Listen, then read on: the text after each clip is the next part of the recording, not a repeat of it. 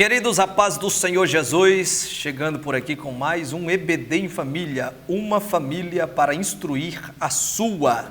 Quero cumprimentar diácono irmão Fábio Júnior, cooperador irmão Romário, evangelista João Von Rondon, de trás da câmera, e você também que está aí conosco. Já de início, quero saudar aí os nossos irmãos, amigos que têm feito com que este programa alcance um pouco mais de pessoas, principalmente lembrando aí aqueles que não podem estar presencialmente em nossos domingos pela manhã, nas nossas diversos templos que temos as aulas da EBD, né? E temos aqui uma importante ferramenta para hoje, lição de número 7, a partir de agora, ministrar a cada um de vocês e com certeza vai ser bênção. Falaremos sobre a sutileza da relativação da Bíblia. Esta lição será ministrada no próximo domingo em todos os nossos templos onde tem a nossa aula de escola bíblica.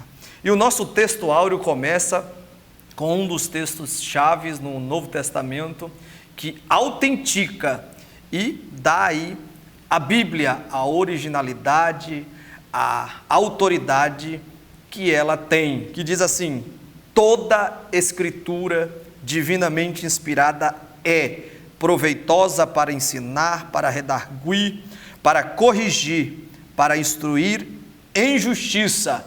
2 Timóteo capítulo 3, versículo 16. A nossa verdade prática diz: a Bíblia é a inspirada, a inerrante e a infalível palavra do Senhor, Deus. Por isso, não podemos relativá-la.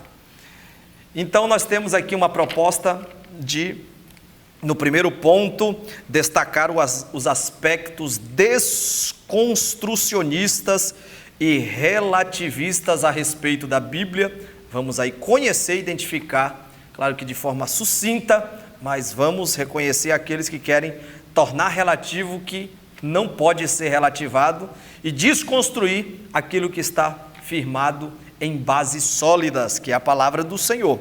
Explicar o processo de construção, no segundo tópico, de narrativas para criminalizar a opinião doutrinariamente conservadora da Bíblia, querendo criminalizar aquilo que Deus estabeleceu para a nossa vivência e que é afirmado pela palavra do Senhor. Vamos pontuar isso. Terceiro tópico, pontuar as novas metodologias e teologias a partir da relativação da Bíblia. E no quarto ponto, afirmar, isso é o mais essencial, é o que nós seguramos, é o que nós devemos principalmente reter, afirmar que a Bíblia é um livro revelado e inspirado por Deus. Isso lhe dá a autenticidade que necessitamos para pô-la em prática. E no primeiro tópico temos aí, a Bíblia e o espírito desta era. Primeiro subtópico, a desconstrução. E através de comentários, Fábio e Romário vão nos alimentando aí e nos instruindo com o ensino bíblico. E nesse primeiro subtópico, diácono Fábio Júnior com a desconstrução. Muito bem, pastor, a paz do Senhor Romário, a paz do Senhor João, o evangelista João, que está conosco também, a paz do Senhor a todos que nos acompanham, que Deus possa abençoar a todos e eu espero que todos estejam muito bem. A Bíblia e o espírito desta era. No primeiro momento, o comentador fala sobre a desconstrução de juízos, de valores cristãos que estão expressos na palavra de Deus. Mas em uma conversa breve que tivemos aqui, nós chegamos a uma conclusão de que de fato há algo a ser desconstruído. E esse algo que precisa ser desconstruído é a ideia de que a Bíblia deve ser encarada como um simples ponto de vista e não como a verdade absoluta de Deus para a humanidade. Então esta ideia que surgiu com a modernidade vem se intensificando até chegar a esse momento conhecido e chamado pelos pensadores da época presente de período pós-moderno. Esta ideia de relativização, sim, ela precisa ser desconstruída, porque nós precisamos retomar ou manter os valores sacros, os valores trazidos por Deus para que nós possamos viver a partir deles e através deles. Mas a ideia de desconstrução é essa mesmo, a palavra é bem sugestiva, é desconstruir. E quando se trata do pensamento pós-moderno, do momento em que nós vivemos, é desconstruir todos os pontos de referências que existiram até então. Dentre esses pontos de referência, existem os pontos de referências bíblicos, os pontos de referências que orientam a vida cristã e o cristianismo ao longo dos séculos. Talvez o principal deles seja a própria palavra de Deus, a Bíblia Sagrada.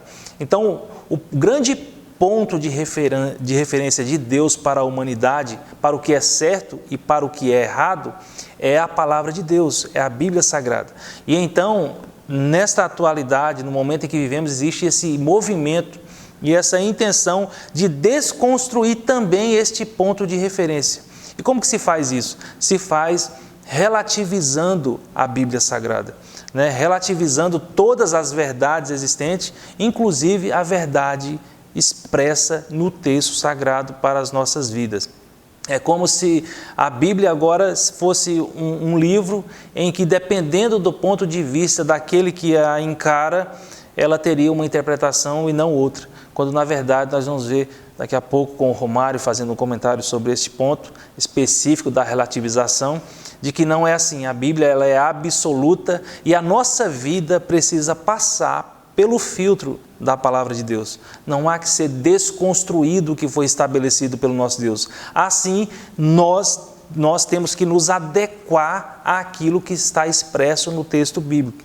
A nossa leitura, conforme o pastor já leu o texto áureo, mas também está na leitura bíblica em classe, segundo a Timóteo, capítulo 3 e o versículo 16, diz que toda a Escritura, isso se referindo à palavra de Deus, ela é divinamente inspirada e apta para ensinar, para redarguir, para corrigir e para instruir em justiça. E o versículo 17 diz que e tudo isso ela propicia, ela traz para o homem, para que ele seja, o homem de Deus, seja perfeito.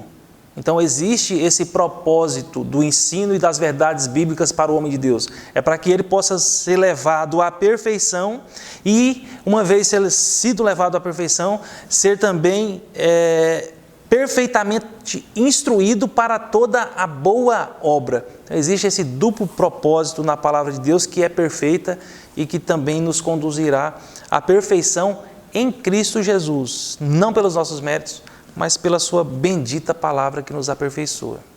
Temos aí um esclarecimento da desconstrução, e aí Isaías, como coloca o comentarista no capítulo 5, versículo 20, diz: ai dos que chamam mal ao bem e bem ao mal. Então, nós temos bases e princípios que precisam ser mantidos e jamais desconstruídos. Romário, cooperador irmão Romário, vai no segundo subtópico comentar sobre o relativismo. Quero saudar os irmãos com a paz do Senhor, saudar todos os companheiros, pastor Alexandre, diácono Fábio, pastor João Rondon. E vamos aqui para o nosso segundo subtópico, o relativismo. Lembrando que estamos falando sobre sutilezas, e mais uma sutileza é esse relativismo. O que é relativismo? Nós podemos ver no contexto ali do seu significado, que é algo que não é absoluto, que é algo que não está firmado em um determinado ponto, que isso não varia ou não, muito pelo contrário, esse ponto ele varia de acordo com o tempo, de acordo com o estado e de acordo no momento ali que está vivendo. É relativo. Numa linguagem mais simples, relativo, relação. Tem relação com o tempo, relação com o momento, tem uma relação ali com a circunstância do que está acontecendo. Então não é algo que ele é assim absoluto, algo que foi deixado e não importa a relação do momento, da circunstância, das pessoas que estão ali, não é isso. Então o relativismo ele vem nos focar nisso na questão da relação, na relação no contexto ali. Então, quando nós entramos nesse relativismo, nós entramos em questões que estamos debatendo nesse trimestre, de aborto, de homossexualidade, E pessoas podem trazer esse contexto de vivência, de vida, e ter uma relação ao aborto. Se eu for estrupado, se aconteceu estupro, se aconteceu isso, o aborto ele é válido. Pode acontecer o aborto. Ou a mesma coisa com o homossexual, foi por alguma consequência, alguma circunstância que aconteceu ali, então ele pode estar naquela vivência e viver aquela vida. Então, hoje nós vemos na nossa cultura que vem trazendo aqui no Ocidente este contexto de várias discussões, de vários pontos de vista, de vários questionamentos que não tem uma verdade absoluta, que não se pode dar uma versão, não, o aborto, segundo a palavra de Deus, ele é errado, está matando, está acabando com a vida. Mas se foi por causa, mas se é por causa disso. Então o relativismo ele vem trazer tudo isso. Aí o homossexual, eu sou por causa disso, eu sou por causa daquilo, eu sou por causa daquilo outro. Então cada um vem trazer um ponto de vista querendo implantar este conceito e dizer que ele pode acontecer, dizer que ele é normal. Então, quanto isso acontece até no nosso meio, nós darmos brecha para alguns pontos de vista por parecer que ele é, vou até trazer um ponto que está mais à frente, politicamente correto. Mas verdade, isso é correto, verdade, por causa disso foi válido o seu feito. Foi válido o seu pecado, foi válido isso, foi válido aquilo, por causa da circunstância, do tempo e do momento. Então o autor ele vem trazer isso, de que tudo é relativo. Esse perigo, essa sutileza que tem entrado no nosso meio. Segundo tópico da lição, e temos aí no segundo tópico, comentamos já os dois primeiros, subtópico do primeiro, a Bíblia e o politicamente correto. E o primeiro subtópico diz assim, a criação de uma narrativa. Fábio Júnior, professor, nos trazendo este comentário. Muito bem, pastor. A Bíblia e o politicamente correto. Então, se desconstrói, se a ideia é desconstruir as verdades bíblicas e essa desconstrução passa pela relativização dessas mesmas verdades, agora tudo depende de quem interpreta, de como eu olho a Bíblia, de como eu levo os meus juízos e valores para a Bíblia Sagrada, se tudo depende disso, e com isso nós relativizamos e afastamos as verdades absolutas da Bíblia Sagrada, nós precisamos agora, nesta ideia da pós-modernidade, colocar uma outra ideia que oriente então a humanidade, né? E aí é dentro dessa perspectiva que se pensa na criação de uma nova narrativa. Se aquela já não nos serve, nós precisamos criar uma nova narrativa. E esta narrativa, ela vem dentro desse contexto, dentro desse conceito, na verdade, do politicamente correto. O que seria essa narrativa do politicamente correto? Politicamente correto, tem até um filósofo brasileiro que ele trata desse ponto, Luiz Felipe Pondé, só a título de curiosidade, mas é justamente aquele discurso proferido por alguém ou alguém que profere um discurso muito polido e sempre com uma preocupação de agradar a todos, sempre com a preocupação de trazer mensagens finas, mensagens bonitas, palavras bonitas para que não ofenda o ouvinte, né? Então, prefere-se não dizer algumas verdades em nome da boa convivência, em nome da política, da boa vizinhança. Então, a narrativa que se quer estabelecer no lugar da narrativa bíblica, que é verdadeira, independente da condição em que nós nos encontramos, é uma narrativa que vem para afagar o ego de todos, de forma que a mensagem que eu transmito, ela não ofende ninguém. Eu preciso ter cuidado para não ofender as pessoas.